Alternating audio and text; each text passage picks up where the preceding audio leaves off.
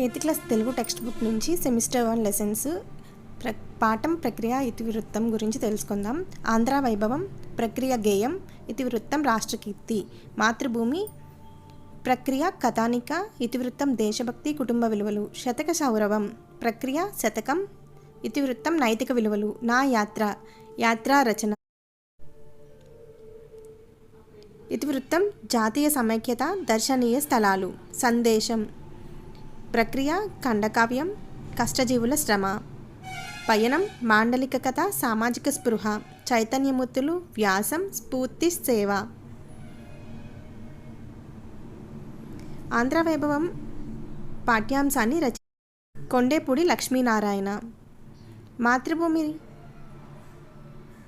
రచయిత పవని నిర్మల ప్రభావతి. శతక సౌరవం, శతక కవులు, నా యాత్ర బులుసు వెంకట రమణయ్య.